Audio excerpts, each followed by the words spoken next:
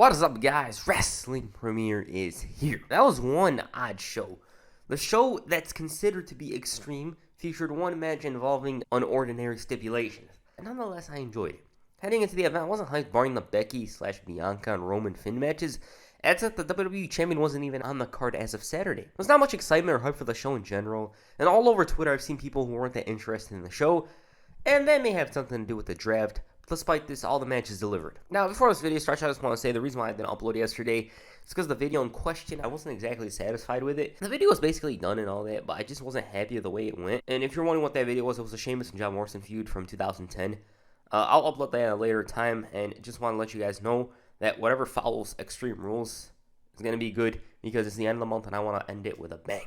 Alright, let's get into it. The first match on the pre-show is between Liv Morgan and Carmella. So this was initially on the main card. Some fans were happy that Morgan got her first singles match on pay-per-view, but it wasn't to be. I assume it's because of the six-man tag. Morgan's being built up these last few months by the looks of it. Some have their doubts about that because, well, this is WWE. Well, she actually won this one, which wasn't bad at all. It was a decent match, but the damn audio while watching it was something else. I saw it as a very important victory in her career, and we'll see where she goes from here on. But yes, the damn audio is what stands out to me during this match. Like, it was a good match and all, but the audio, they're mixing the commentary languages, and it was a horrible experience. The first match on the official show was the six-man tag. What in the third hour Raw main event is this? That's what I thought when it was announced. I wasn't looking forward to it because, as I said, it sounds like a Raw match.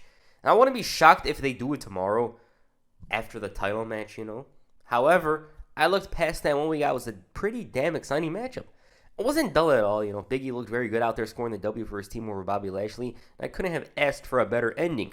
And it's puzzling to me as to why this match wasn't promoted in advance. Or the fact that Big E didn't defend the title, but WWE is going to WWE. And despite the fact that it's a six-man tag that looks like it belongs on Raw, it was perfect for being the official opener for the show.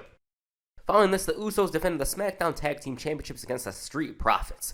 Alright, these two teams are pretty familiar with each other. They had this great-ass match a few months back that was so damn dramatic. This one, I didn't doubt the result at all. Heading into it, Montez Ford was kayfabe injured in the ribs, the midsection, and the champions focused slowly on that. Dawkins comes in, he has the hot tag thing, the momentum, all of that, and at one point Ford even burst out from somewhere and had a hell of a lot of fire in him, but it didn't matter because Jimmy and Jay retained. Those two, I love them, you know, they're always consistent on pay-per-views. Any challenge coming their way, they deliver and then some. And this match in particular was probably better than their last two title defenses, although that might be a hot take. Even though the result was obvious to me, it was about the journey. The Usos, they've just been one of the best tag teams of the year, and I've been enjoying almost all of their pay-per-view matches. Alright, next up, Charlotte defended the Raw Women's Championship against Alexa Bliss. This is the one that caught me off guard. First of all, Bliss received a great crowd reaction due to the fact that she's from Columbus. Both women put in a good performance, and for some reason, I expected some supernatural shenanigans, but we got none of that here. It wasn't exciting or anything like that. It's just a good match, simply put. Charlotte was mostly in control. Bliss at one point nearly won the match, but she didn't because Charlotte's foot was on the rope, if I remember correctly. And the crowd was entertained, which helps. It's not a favorite of the night, and I wasn't looking forward to it initially, but it surpassed my expectations, so that's good to see. Afterwards, though, Charlotte ripped up the doll, leading to Bliss going insane. Sort of like me on FIFA Ultimate Team, except her raging lasted for an eternity. I delusionally thought maybe, just maybe, Bray Wyatt was coming back. It was a small thought. It was like a 10% chance in my mind. But that didn't happen. I don't know what the hell was in her mouth as well, but this post-match segment dragged and dragged and dragged. I don't really like her gimmick nowadays, you know, mini fiend or whatever the hell it is. And I hope she reverts to her old self, but hey, that's just me. Following this was the triple threat for the U.S. title. We finally got to see Jeff Hardy on pay-per-view. It's been a while. After that, the fans showed WWE just how over Hardy was, and it brought a smile to my face. The action itself was never dull. There were some weird moments, you know, botches, but in the grand scheme of things, it was highly dramatic. Now, initially, I thought Jeff Hardy had no chance, but when you see the fans pulling for him the way they did, that opinion changed. And when he hit that swanton, my mind flashed back to Armageddon 2008. Sheamus, on the other hand, there was that one moment where he caught Priest that I thought he might win it. But ultimately, though, despite the fact that Hardy got the loudest reaction in the match, one of the loudest of the night, Priest retained. Cool to see. I like how they're doing things with him, and it's nice to see a new face do pretty well on Raw. The babyfaces shook hands afterwards, and a positive for me was seeing Jeff Hardy doing something notable for a change. It just seemed so sad to hear that he was relegated to the 24/7 scene that week. Like, this was one of the very top guys in my childhood, and he was treated like a lower card guy. And this was in spite of his connection with the crowd. Alright, I don't want to ramble on about a whole other topic like I just did here, but yes, it was a very fun matchup. Next match is for the SmackDown Women's Championship. Becky Lynch defended the gold against Bianca Belair. This is the one that I had been hyped for, barring Roman and Finn, of course. Up to this point was far and away my favorite matchup of the night. This is only Becky's second pay-per-view match, technically first since WrestleMania 36, and she brought it. You wouldn't think she was gone for that long. Bianca looked pretty damn good out there. She showed her strength and power and abundance. I was really invested in the match, in the story they told, and I legit thought that Bianca was probably going to beat her. Well, Sasha interfered, and it actually shocked me. It was looking like they can do no wrong, but then again, on the other side of things, it does make sense Sasha interfered in storyline. Doesn't mean I liked it, though. Becky looked pretty damn desperate at one point, which was very unusual to see. It's been a while. But nonetheless, this is a story I look forward to seeing.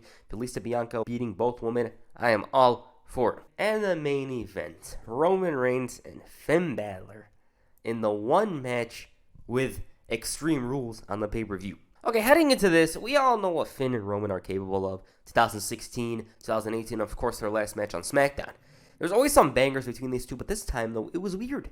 Not the action, but the circumstances. Because if we're talking about the match itself, it's probably match of the night. For me, it certainly is. The action was entertaining. The Demon at some points looked untouchable. The near falls were convincing as well, especially that low blow from Finn. It caught me off guard because I was expecting the match to end then and there, but it didn't, and that moment proved to be forgettable compared to what went on next. The Usos interfered, Super Finn emerged, whoops their asses, ends up taking a spear through the barricade, and this moment was straight out of an anime.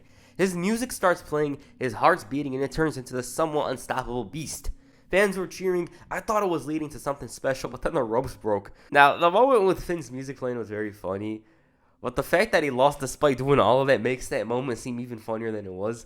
And while the rope break moment was creative as hell, I just don't think it should have happened in that moment. Like, with the way the match was booked, you know, when they had Finn's music playing, he turned into a 100 overall monster, I just think he had to win it. Like, if they were going to do that, they couldn't have done the rope break thing. It was a fail. I wasn't frustrated by it as others because this is WWE. I think this stuff is to be expected nowadays. But yes, a lot of people hated this ending. I didn't like it because I wanted to see him actually win the title after all of that. It's a damn shame. Like, they just shouldn't have done it in my eyes because they really deflated the excitement.